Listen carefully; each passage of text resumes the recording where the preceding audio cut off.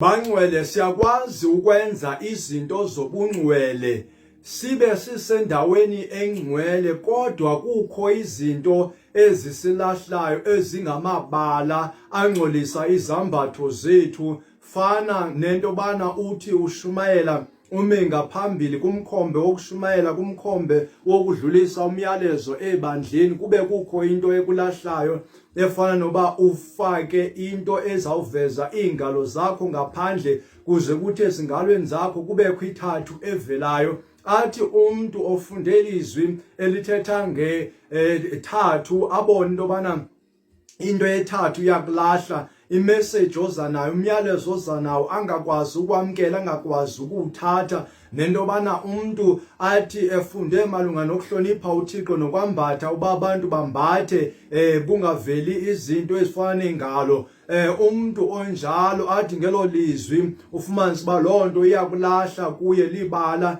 elikwenza into bana ungabingcwele ungamkeleki kuye nemessage oyithethayo ingamkeleki fana nento yobana umuntu athi engumuntu wasetyhini abe esepulpiti enendoda kodwa engathwalanga enhloko athi umuntu onelizwi alivile lento bana umuntu oyingonkosikazi kufanele into bana athwale ukuze ahloniphe abe uhloniphile lo muntu ufunde ngokuhlonipha uThixo xa ibona lonto isenzeka phambi kwamehlo akhe lo muntu uza nemessage uza nomyalezo kuye uye angawuthathi lo myalezo ngenxa yelibala umuntu limlahla nento bana umuntu eve into bana umuntu wasetyhini akufanelanga into bana ashumayele xa ebambelo lizwi lonto iba yinto elibala engutyeni yakhe umuntu omile ngaphambili nomuntu orepresenta ubungcwele omele uThixo umuntu osisithunywa sikaThixo ngokuba umuntu ufunda ngolo hlobo inobana umuntu omele inkosi fanele ame ngohlobo olufanele nobana umele inkosi abe ngumuntu ohloniphekileyo nonxibe ngendlela ehloniphekileyo ngoko ke izinitsi izinto ezisilahlayo singabantu bakaThixo funeke siyazi lonto leyo banana basekhaya ndiyanibulisa nonke nina bakholiweyo basindiswa nani ningekakholwa nisindiswe enisezawukholwa nisindiswe egameni lenkosi Yesu Kristu namkelekile masiqhubeke sive ngokwelizwi likaThixo into bana uThixo uthini malungana naloludaba ndithetha ngayo sifunda incwadi eyasentlango no Numbers 19:7 kamva ke makahlambe iimpahla zakhe ngokunjalo nomzimba aze ke abe nokubuyela emzini kambe ke uyakuhlala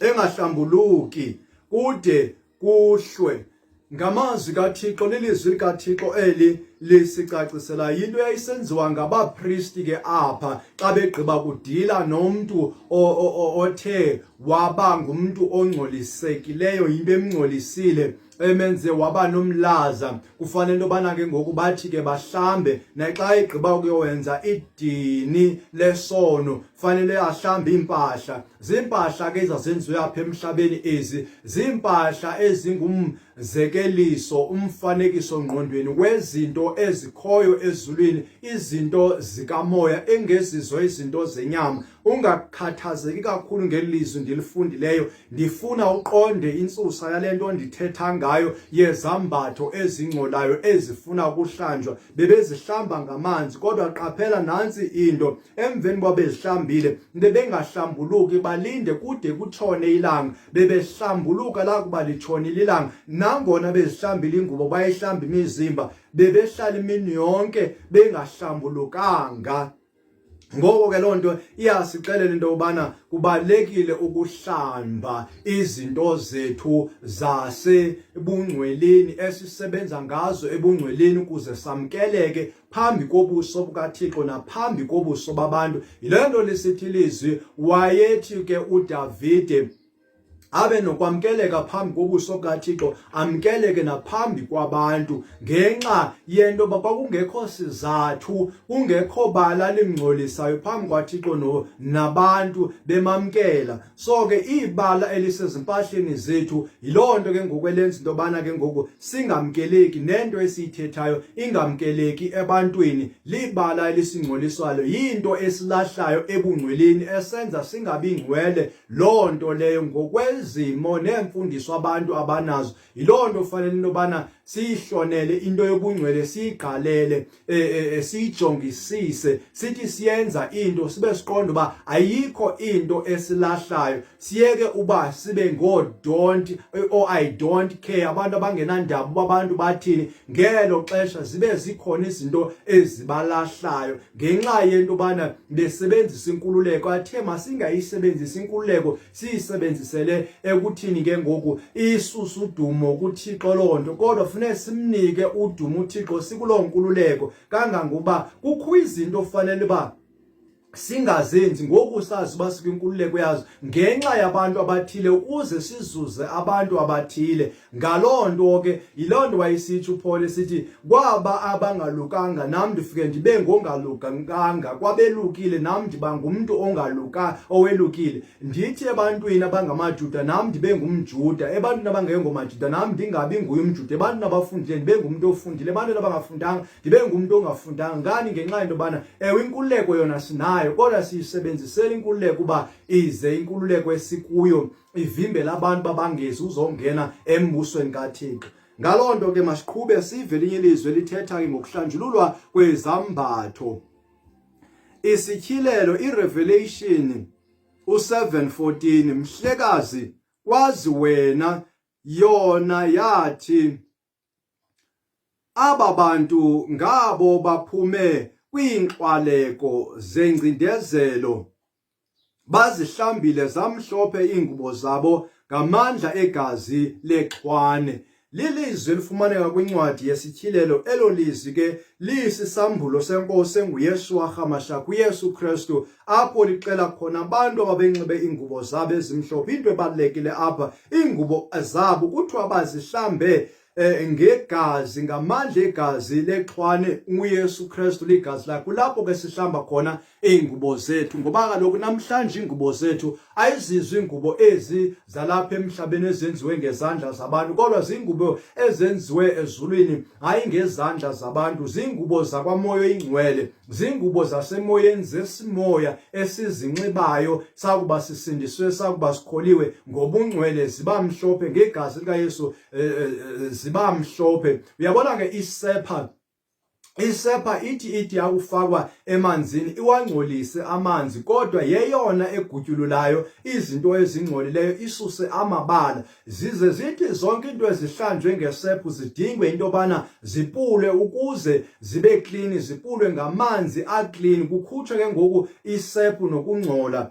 Ndithi ke xa ndisitsho igazi likaYesu Kristu libovu linjalo, lifana nesepha, liguculula amabala eentweni ezimhlophe, zitsho izinto zibe mhlophe. Yiloo nto siludinga into yobana sibhaptizwe ngamanzi acwengileyo, enzela uba xa sesibhaptizwe sifane uba sipuliwe emveni kokuhlanjwa ligazi likaYesu Kristu, nesazela sethu sahlanjwa sezinto zayizolo ebezizithi zibe libala elingcolileyo. Ngoku xa sesihlanjiwe sipuliwe kwezo zinto, fanele sihlale ke ngoku ebungcweleni, singasabuye sone, njengonkosikazi athi kuye Yesu Kristu, ungabuye wone, nam andikugwebi, kuba abantu ababemgweba babesebehambile besukile phambi kwakhe, inguYesu kunye naye. So ke ngoku xa sesifikile endaweni yobungcwele fanele siziphathele ngokwendawo yobungcwele, ngoba singaphezu kwabapristi. Indlela abapristi bebeziphatha ngayo thina funeke sigqithise, ngoba uthe uYesu Kristu indlela abathi benze ngayo abapristi, abaFarisi nabafundi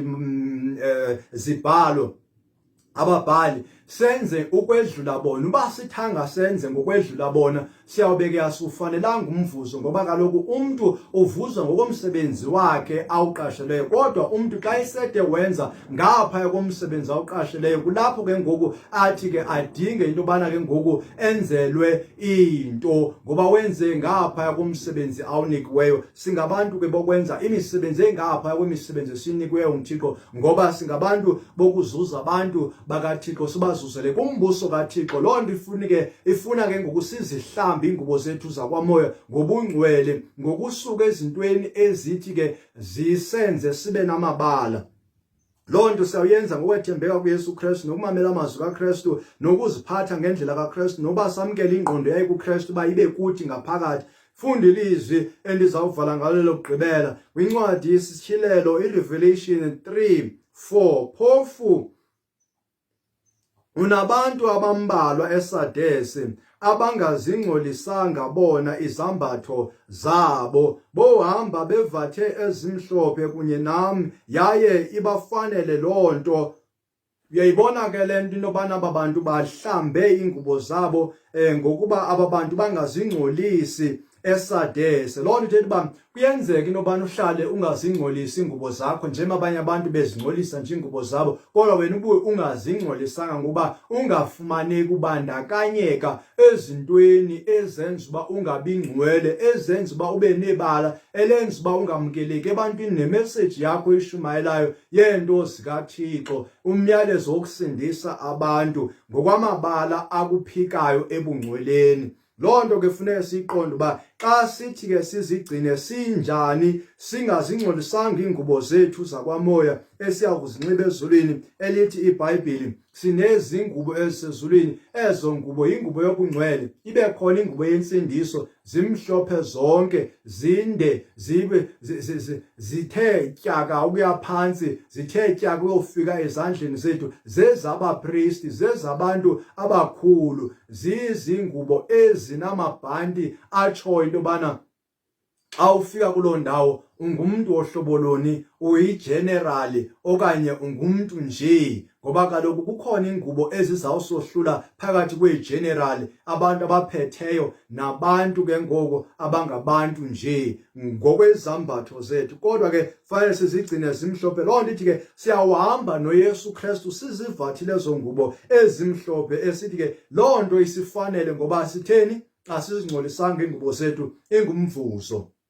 Masingazingcolisini ngezingubo zethu, masingazingcolisini ngokuthi sizibandakanye ezintweni ezingcolisayo. Zininzi izinto ezingcolisayo. Xa ufunda kwemithetho kaMoses uyafumanisa uba zintoni izinto ezazenza uba umntu angcole, kufanele into yobana makahlanjwe. Zizinto ezinjani? Batsho abatshoyo ke ngoku ezwini xa kubhaliwe ukuba kuyafana into yobana kukho abantu abasezulwini okuthiwa bona bazingcolisanga ngamakhosikazi, ngabantu abangazingcolisanga nangamadoda abangamakhosikazi abo kuthethwa ngabo. Namakhosikazi nabantu bayasingcolisa, noomakhelwane bethu bayasingcolisa. Umntu othi azibandakanye nonkosikazi kamakhelwane wakhe nendoda kamakhelwane uyazingcolisa ngolo hlobo. Akasakufanele ukuphila, ufanele ukubulawa umuntu onjalo. Kutsho ilizwi, kutsho mna, zininzi izinto ezingamabala anjalo asenza singakufanele ukuphila, kodwa ngegrace, imesi, inceba kaYesu Kristu sibe ngabantu abaphilayo, ngoba sizihlamba kwelo gazi likaYesu Kristu, sizihlamba kwelo dini likaYesu Kristu, kweso sivumelwano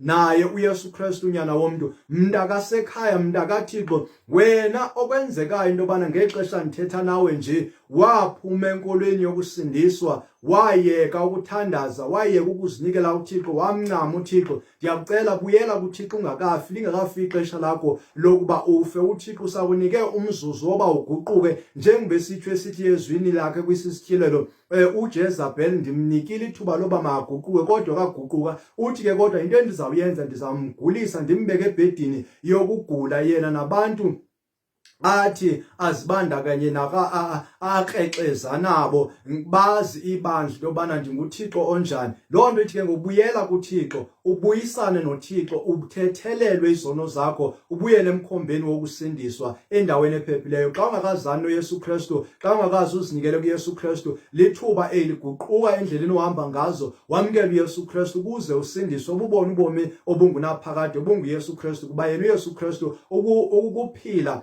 uyinyaniso obubomi banaphakade. Makube kuhle kusathatha leso sigqibo kuwe nabantu bendlu yakho. Maluthi uthando nofefe umsa kaba uJehova uhlale nathi thina abantwana bakhe ngokwide bekunaphakade. Amen.